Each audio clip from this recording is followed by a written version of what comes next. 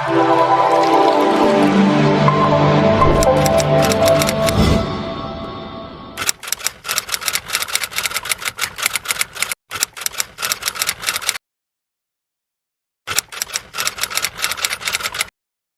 भी कोई infertile couple या वो कपल जो प्रेगनेंसी चाहता है डॉक्टर के पास या फिर फर्टिलिटी एक्सपर्ट के पास जाता है, तो सबसे पहली इन्वेस्टिगेशन जो फर्टिलिटी एक्सपर्ट लिखते हैं वो होता है semen analysis of male partner. उस पर जब लिखा जाता है तो ज़्यादातर हस्बैंड्स या मेल पार्टनर कहते हैं कि हम तो हेल्दी हैं, हमें कोई बीमारी नहीं है, तो इस टेस्ट की क्या ज़रूरत है। तो हेलो फ्रेंड्स, मैं doctor Amit Ahuja medical and research centre से आज हम लोग बात करेंगे सीमेन एनालिसिस के बारे में कि ये कब करना चाहिए, कैसे करना चाहिए और इसका इंटरप्रिटेशन कैसे किया जाता है। तो सबसे पहले हम लोग बात करते हैं कि सीमेन एनालिसिस कब करना चाहिए और कैसे करना चाहिए। सीमेन एनालिसिस का क्राइटेरिया होता है 2 to 7 days ऑफ एब्स्टिनेंस।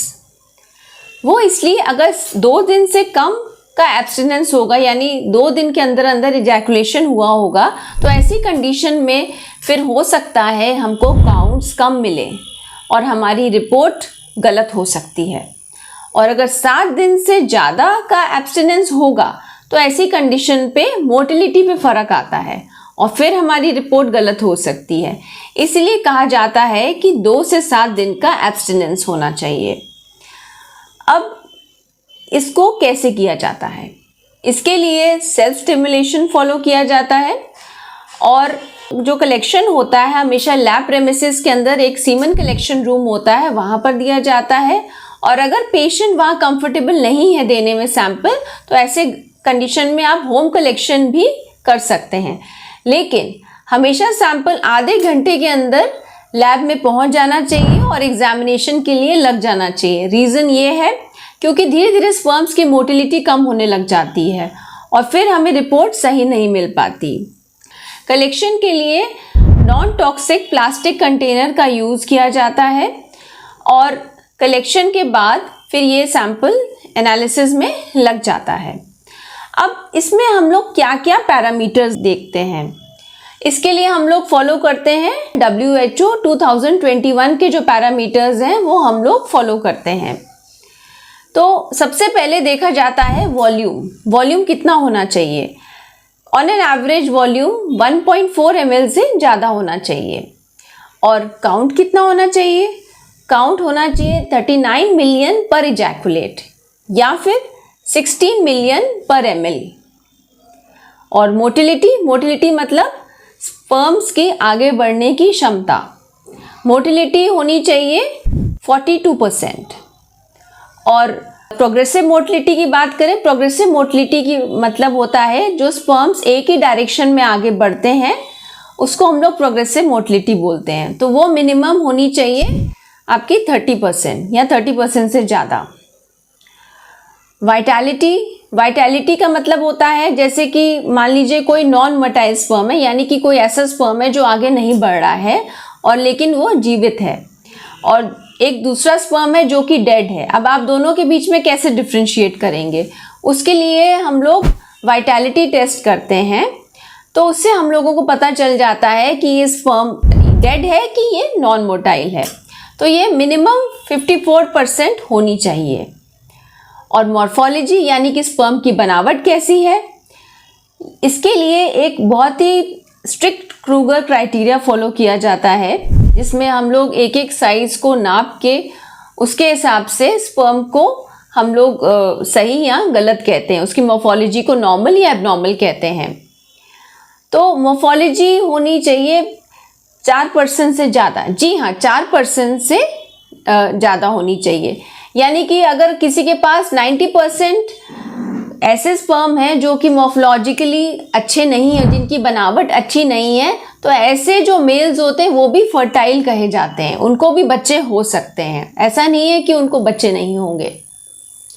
तो ये जितने भी अभी मानक हम लोगों ने बात की, पैरामीटर्स के बारे में जो हमने बात करी, ये रेफरेंस रेंज है।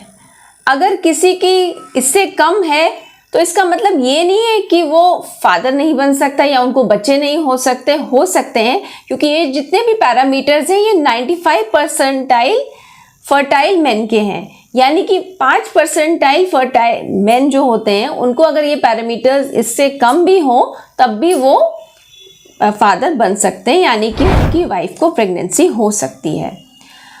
अब कुछ एबनॉर्मल कंडीशंस के बारे में हम लोग बात करते हैं। अगर इजैकुलेट कम हो, यानी कि उसका वॉल्यूम कम हो, अगर 1.4 ml से कम हो, तो ऐसी कंडीशन में उसको हम लोग कहते हैं हाइपोस्पर्मिया। और अगर उसका स्पर्म काउंट कम हो, यानी कि 16 मिलियन से कम हो, तो ऐसी कंडीशन में हम लोग कहते हैं उसको ओलिगोस्पर्मिया। और अगर मोटिलिटी यानी स्पर्म्स की चलने की, आगे बढ़ने की क्षमता कम हो, यानी कि स्पर्म्स जो है, शुक्राणु जो है सुस्त हो, अगर उसकी मोटिलिटी 42% से कम है तो उसको हम कहते हैं एस्टेनोजूस्पर्मिया। और अगर मॉर्फोलॉजी अच्छी नहीं है, 4% से लेस है, तो ऐसी कंडीशन में हम लोग कहते हैं उसको टेराटोजूस्पर्मिया। कभी कभी ये तीनों कंडीशंस एक साथ होती हैं तो उसको हम लोग कहते हैं ओलिगो एस्टेनो टेराटोजूस्पर्मिया, OATS एक टर्म यूज किया जाता है। और सबसे इंपॉर्टेंट बात हम बताएंगे कि कभी भी एक रीडिंग के साथ या एक टेस्ट के साथ आप कंक्लूजन नहीं ड्रॉ कर सकते हैं। इसके लिए अगर मान लीजिए किसी की रिपोर्ट अच्छी नहीं आई है तो नेक्स्ट टाइम डॉक्टर्स उसको 1 से 2 महीने या 3 महीने के गैप पे दोबारा से टेस्ट करते हैं। तो कम से कम 2-3 रिपोर्ट्स का एवरेज लेके हम लोग कंक्लूजन ड्रॉ करते हैं। और अगर कोई भी मेल पार्टनर किसी टाइप का, किसी को एडिक्शन है, जैसे अल्कोहल, टोबैको, सिगरेट या कोई भी ड्रग्स का एडिक्शन है, या कोई भी क्रॉनिक इलनेस है जैसे डायबिटीज़, या कोई भी मेडिसिन कोई ले रहा है, तो ये बात डॉक्टर को ज़रूर पता होना चाहिए, आपके फर्टिलिटी एक्सपर्ट को ज़रूर आपको बतानी है, क्योंकि हो सकता है उसका भी इफ़ेक्ट आपकी फर्टिलिटी पे पड़ रहा हो। अब आप कहेंगे इम्पॉर्टेंट क्यों है?